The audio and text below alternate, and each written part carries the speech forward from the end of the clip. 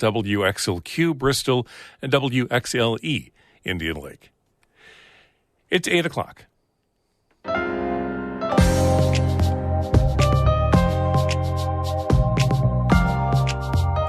Good morning. This is Northern Light for Monday, August 7th. I'm Monica Sandreski. And I'm Todd Moe. Governor Kathy Hochul says she's been working with leaders of the New York State Legislature to include more money in next year's budget to deal with the migrant crisis. We can have these individuals who I know will be welcomed by all employers who are begging for us to find people to work.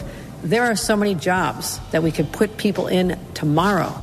A couple of weeks ago, NCPR put out a health survey. A survey about healthcare. It was the first step in a North Country healthcare series that we're planning for this fall. We wanted to hear from you about healthcare experiences, questions, and concerns. If we ever were to get sick and needed ongoing care, I believe I would look at Boston or Albany or New York or wherever we can get care. Truthfully, I'm losing confidence. Amy Feiereisel breaks down your answers coming up. Also on the show, we get a preview of the Urban Rural Theater. All of that and more is just ahead on Northern Light. Stick with us.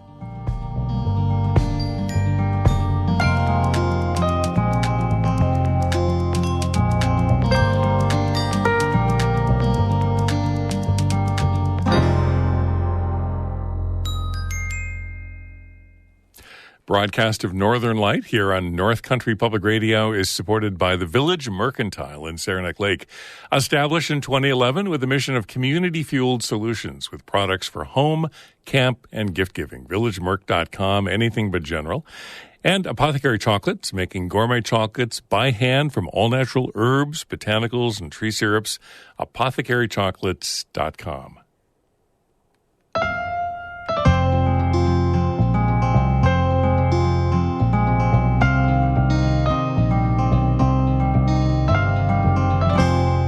This is Northern Light. I'm Monica Sandreski. And I'm Todd Moe. Governor Kathy Hochul says she's been working with leaders of the New York State Legislature to include more money in next year's budget to deal with the migrant crisis. Karen DeWitt has more.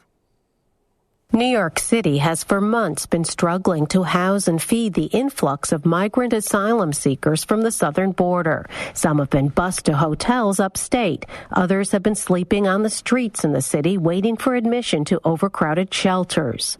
Governor Hochul says she does not expect the crisis to end anytime soon. She's asking the Senate and Assembly to consider allocating more money beyond the $1 billion that the state has already pledged. I'm already in conversations with the legislature about the next year's budget to make sure we have the financial resources to help the mayor address this crisis. It's untenable, and it's at a breaking point, and I'm working hard with them to find other places. Hochul says the state is also footing the bill for 2,000 National Guard members called in to help and is establishing sites to house migrants, including a former prison and psychiatric center, as well as an airplane hangar at JFK Airport. For months, Hochul has been asking President Joe Biden to grant a waiver to allow the asylum seekers to begin to work immediately and forgo the 6-month waiting period before they can seek employment. Hochul says the migrants want to work, and many industries in the state could use the help. So we can have these individuals who I know will be welcomed by all employers who are begging for us to find people to work in landscaping and in hotels and restaurants and nursing homes and in hospitals and kitchens. I mean, there are so many jobs that we could put people in tomorrow. The governor says she speaks with the White House frequently, but so far she has not been successful. Hochul's also asking the federal government to help identify properties that could be converted to temporary shelters. In Albany, I'm Karen DeWitt. Following a Medicare rule change, several North Country hospitals will be receiving significantly more in Medicare payments.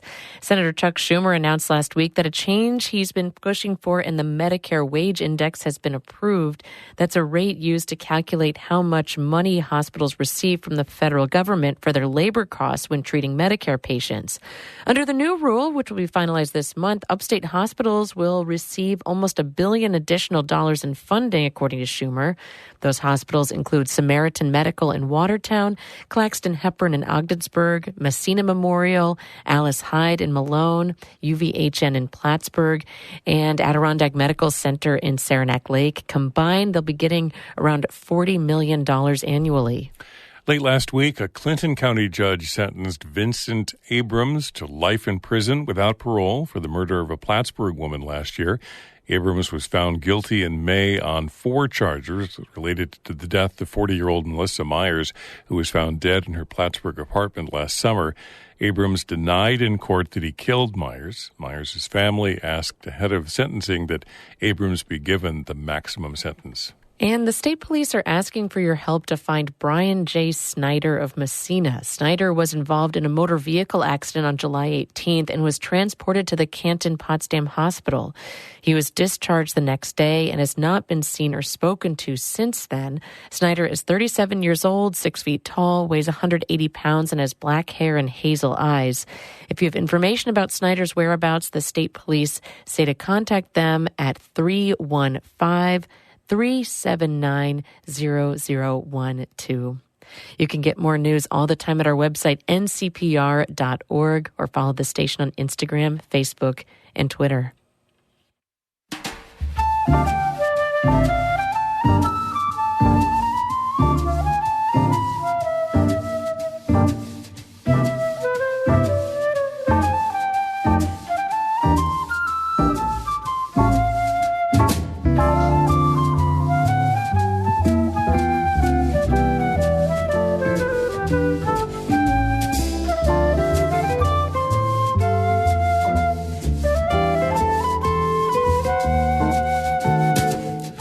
You're listening to Northern Light here on North Country Public Radio. It's 6 minutes past 8. Good morning. I'm Todd Moe. And I'm Monica Sandreski. Coming up, using theater to bridge the urban-rural divide. We'll have more on that story coming up in just a few minutes here on Northern Light.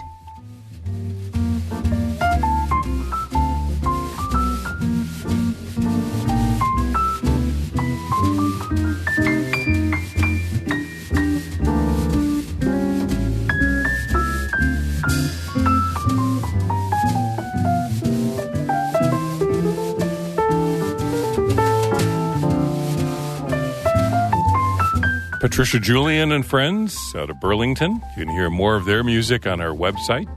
Check out the Underscore Project at ncpr.org/underscore. Northern Light is supported by Adirondack Experience, the museum on Blue Mountain Lake, presenting a full season of events and activities, now open 7 days a week. Tickets at theadkx.org. And Seagull Festival in Scroon Lake, bringing opera and musical theater to the Adirondack since 1915. More at seagullfestival.org.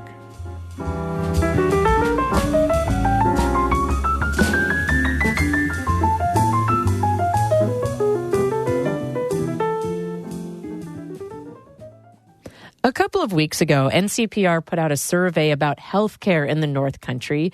It was the first step in a series that we're planning for this fall. We asked about your healthcare experiences, concerns, and questions. Amy Feiereisel is in this morning to break down your answers. Good morning, Amy. Good morning, Monica. I'm so glad to be here. Well, let's dive right in. About 330 people took our survey, either online, through our texting club, or on Instagram. What were the results? Well, the first question we asked was, what healthcare topic are you most interested in? And there were 6 choices: addiction, mental health, prison healthcare, elder care, and the regionalization of healthcare. And we definitely had a front runner. Nearly 40% of people chose the regionalization of healthcare. Yeah, regionalization of healthcare. So what do we mean by that? So the full topic name was Regionalization of Healthcare and Consolidation of Services. And what we were referring to there are things like North Country hospitals being taken over by larger city conglomerates. Think Plattsburgh being operated by UVM in Burlington, the St. Lawrence Health System merging with Rochester Regional Health. It's also consolidation, with certain wards in hospitals closing, like the maternity wards in Malone and Messina. And we recently found out that the Lake Placid ER is closing and sending patients to Saranac Lake. So what did people say in the survey about how regionalization and consolidation affects their lives? The first was waiting. And Susan Novak is kind of the poster child for the waiting game that so many people described. Novak is 66. She lives in Raymondville outside Messina. Last December, she noticed a strange feeling in her heart, and she described it as a sort of offbeat pumping. Her primary doctor also thought it was an issue and referred her to a cardiologist. I had hoped I would get in quickly, but the first appointment was at the end of March. And just before I was due to go in, I received a call saying that they needed to reschedule the appointment. And it was again another couple months out. And when that one came along, they called again and they were going to reschedule. So this happened 2 more times, and Novak says her current first appointment is scheduled for the end of August. Well, that's really scary. And that'll be 9 months after she first noticed this irregular heartbeat. Yeah, and she says she has very little faith that, this upcoming appointment will happen. And those long wait times, or just not having a specialist in the area, that leads many people to traveling for care. That was another big issue. Of course, that's no secret in the North Country. Lots of people travel for care to Syracuse, Burlington, Albany. Well, but just because it's common and happens a lot, it doesn't make it easy. Not at all. I spoke with a woman in Westport, Marlene Super, whose husband recently fell off a ladder and broke his elbow. So they went to Plattsburgh. They were told he'd need surgery, and they waited for 3 days, and they still didn't have a follow-up appointment or the name of a surgeon. Super says her husband was in a lot of pain, and they were desperate. So the couple drove to Albany. They had an appointment and surgery within 24 hours. And Super says it was a really eye-opening experience for her. At this point, we're not moving, but we will be looking outside of the area when we need special care. If we ever were to get sick and needed ongoing care, I believe I would look in Boston or Albany or New York or wherever we can get care. Truthfully, I'm losing confidence. And they had this one-time emergency situation, but Marlene Super was also talking there more about ongoing care. I'm sure we heard from folks about having to travel regularly, too. Oh, there were so many stories around that. Cancer patients commuting to Manhattan, people with spinal issues driving from Colton to Burlington twice a month. And it's not just rare or really specialized care people said they're leaving for. It's dental, orthopedic, eye care. It's a lack of dermatologists. And as you heard from people, the travel and the waiting, that has real health consequences. It absolutely does. Christopher Prue, who lives in Norwood, he went through this 2-year saga trying to get diagnosed and treated after he started feeling pain in his lower body. He waited months to see a local rheumatologist, eventually went to Syracuse and was diagnosed with degenerative hip disease. A treatment he was supposed to get locally was delayed because a machine was broken. And he finally got surgery on his hips this spring, but he was out of work for a year because of the pain. And he said what many others did in their responses too, that he was frightened. I was very concerned about just getting lost within the system because there are such few providers that specialize in certain areas. You're really at the mercy of time because they can only do so much as far as seeing the clientele. Oh, that phrase, getting lost in the system. What a rough feeling. What did people say about their regular relationship with doctors? Their turnover came up a lot as a concern. Lori Atkinson, who lives in Lowville, spoke with me about her struggle to keep an OBGYN in Lewis County. She said she's had several doctors, that she's loved, leave after just a few years. So there's really no one here that I trust OBGYN-wise. And then the same thing occurred with a regular care physician. There was a revolving door. I had one and then he left, and my parents are going through the exact same thing. There's just this revolving door, and you cannot get anyone that you can establish a rapport with. You have to keep retelling your healthcare history. Well, and that brings us back to the first question in our healthcare survey. What topic matters most? And the second, after regionalization, was elder care. Yes, 25% of people chose elder care as their answer. John Danis lives in Rensselaer Falls in St. Lawrence County. He's 70 years old. And he talked about how turnover impacts older residents. because a lot of elderly people are dealing with chronic conditions that kind of evolve as you get into your middle years and older. And maintaining those things really requires having a good relationship with a specialist long term. What were some of the other major concerns around elder care? Well, computer literacy came up, a lot about trouble navigating insurance, and transportation was a huge one. Well, okay, so we've laid out a lot of issues and problems in North Country healthcare. What about solutions? What about good things happening? Well, so our last survey question actually asked people to tell us about a positive healthcare experience they'd had. And there were hundreds of stories about what's working. People talking about their doctors, providers that have gone above and beyond, local health networks working with bigger cities to make care pretty seamless. And people also recognize that a lot of gaps in care are because of current staffing shortages and providers that just have too much on their plate. And to pull back a little bit, the whole reason we did this healthcare survey and heard from 330 people and counting across the North Country is we're going to start reporting for a healthcare series, and we wanted to know what people's questions were first.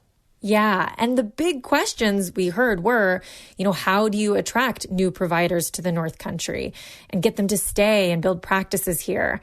How do you keep care personal when hospitals and services are consolidating? What does that look like?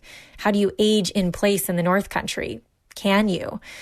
So that'll guide our reporting. And of course, we'll be hearing lots more stories about what people are experiencing, both the bad and the good. And you'll hear that reporting coming up this fall here on North Country Public Radio. Amy, thanks so much for coming in. Of course. And there were a lot of survey results we weren't able to get to this morning, like people's concerns about mental health, struggles with insurance, and getting care paid for. You can find much more on our website, ncpr.org.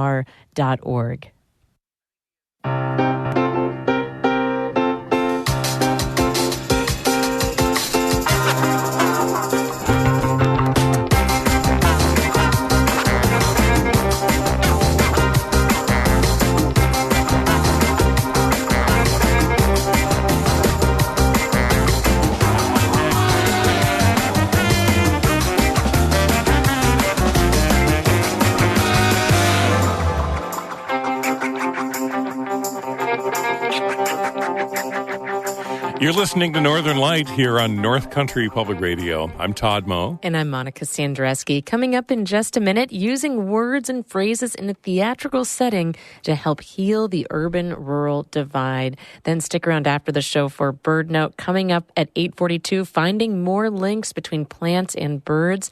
That's just ahead after the program. But first, Todd has a look at the weather for us. We've got clouds and showers and thunderstorms in the forecast today, tonight, probably into tomorrow as well. Highs in the upper 60s in the Tri-Lakes, mid-70s elsewhere today, and east-southeast winds 5 to 10 miles per hour. Tomorrow, about a 60% chance of scattered showers, highs near 70 on Tuesday. Then for much of the region, partly cloudy Wednesday, Thursday, and Friday, with highs in the 70s and lows overnight in the 50s. Right now, cloudy and 66 degrees here in Canton. Your input is needed for an upcoming theatrical production that explores the urban-rural divide in New York State. Ryan Howland of the Two Worlds Project is interviewing residents of the North Country and New York City on their attitudes, experiences, and values regarding their communities.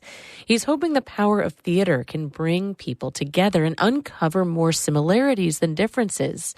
Taking stories from dozens of interviews from across the region, Howland will craft a full theatrical script made entirely of real, rural, and urban New Yorker experiences. Howland, who grew up in northern Vermont, says one of the goals of the Two Worlds Project is to explore how theater can disrupt biases folks might have about people from a community that is geographically or culturally different from their own. I love where I grew up. I love visiting all the time. My family still lives there. I grew up in the house that my dad built over 20 years ago. And now, yes, I live in New York City. I'm a doctoral student in the program in educational theater at NYU. And my work is focused around bridging the divide between rural and urban communities. Because while I was growing up, I sort of noticed the perceptions and generalizations that people in my family, friends, folks that I grew up with sort of had about folks who live in the city. Even like Burlington, which is the largest city in Vermont, there's a stark difference between the culture there and the culture where I grew up. And I feel like those perceptions sort of seep into our politics, into our viewpoints, into our cultural community makeups. And it just further drives division and polarization in our country. And I think it sort of happens everywhere. So the goal of this project, one of the goals of this project, is to sort of break through some of those perceptions, some of those biases that people might have, and to put folks who might not usually be in conversation with each other in conversation. This isn't exactly a new concept. I'm thinking of Studs Terkel, interviewing people about their working lives, and that ended up eventually being the show Working, which I think some folks have probably seen. You will interview people, you will gather their words, and then you craft a show, a play. Yeah, this method of working, like you said, is not new. I'm using a methodology that was sort of crafted by my mentor, Joe Salvatore, who's a professor in the educational theater program at NYU. And he's also the director of the Verbatim Performance Lab. Their work is focused on the sort of disruption of personal biases that people have by portraying folks verbatim, word for word, gesture for gesture. And so this project is sort of falling along those same lines. How do you hope this, maybe advances the conversation, or if somebody hears their own words out of somebody else, is the idea that it's helps or somehow makes someone reflect a little differently? Yeah, absolutely. I think when you see someone perform the words and gestures of someone else, maybe it's someone who is sort of a cross identity from them, maybe it's someone who's different from them, words and meanings and stories can resonate in different ways, I think. And then when you put those stories in juxtaposition with other folks' stories, then they also can sort of sing together and create new meaning. And I think part of the work is figuring out what are the things that these communities have that are more similar than different. And I think by placing stories together, by having folks perform them, I think we can find some of those similarities. I think the major narrative that we're being told a lot in our country is that we have more differences than we do similarities. And I really hope that this can sort of break through that narrative and prove that it's not necessarily true. Have you done anything like this before, or is this a first for you in terms of, starting from square one here with doing the interviews and then walking the process through? Great question. A couple years ago, I did a project. It was called Yet Through Such Connection, and it was an interview-based piece that I did with drama teachers in rural Vermont, asking them about how they can create more anti-racist and culturally diverse programs in a state that really doesn't have a whole lot of diversity. And that was really great to be working on. Again, it was from start to finish, conducting interviews, creating the piece. There's a video online if anyone would like to take a look at it. And then I've been doing a lot of work with Joe Salvatore in the Verbatim Performance Lab since. Last fall, we did a show called Whatever You Are, Be a Good One. And that was a piece that was entirely based around political polarization in the United States. We interviewed people from all across the country representing all 50 states. And we did a performance on NYU campus. And it was also live streamed to folks across the country. I think it's interesting that you live in one of the biggest cities in the world, if not the biggest city in the world, and you're coming to rural areas, to some of the smallest locales in the world, and that whole dialogue and the comparison and the similarities and hearing voices of people from, let's say, the metropolis and the micropolis, right? I love that. Metropolis and micropolis. Yeah. That's great. So eventually, like a year from now, is it possible that there'll be a production? Yes, that's the hope. So by next spring or early next summer, we'll be doing a performance up in the North Country. I've been working with Jay Pecora, professor of theater at SUNY Potsdam. Hopefully we'll be doing a performance there. And then a performance here in New York City at NYU. And for both performances, the plan is to do talkbacks and workshops to sort of continue the conversation. So it's not just about the performance, it's about the conversation that happens after, too. Ryan Howland is a theater grad student at NYU. He grew up in northern Vermont and directs the Two Worlds Project. He's interviewing residents of the North Country and New York City this summer and fall on their attitudes, experiences, and values regarding their communities. There's more on our website, ncpr.org. You'll find a link with a way to contact Ryan and find out more information about the Verbatim Performance Lab, some of the other work he's done. Check it out at ncpr.org.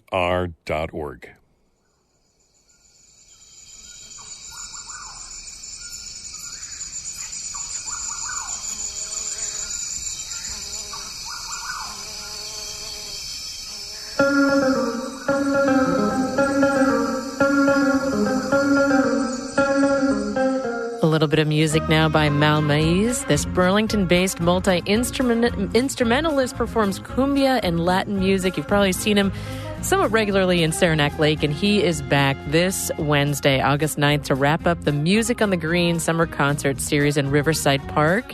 The show starts at 7. This is song Country Cumbia.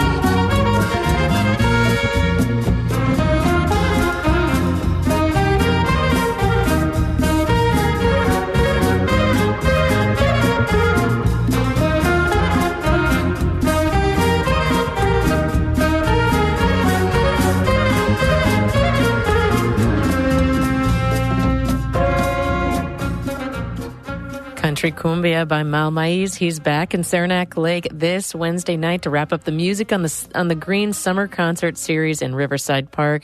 Show starts at 7, should go until about 9. Again, that is Mal Maiz this Wednesday evening. That about does it for the show for the day. Morning Edition continues in just a minute, and then the Marketplace Morning Report comes up after that at 8:51. Also, don't forget the Beat Authority live broadcast at the Long Lake Beach is now scheduled for this Friday, August 11th. Sand, swimming, great grooves, giveaways, and hopefully sunshine coming up this Friday, August 11th from 3 until 5 o'clock. You can find out more details at ncpr.org/calendar.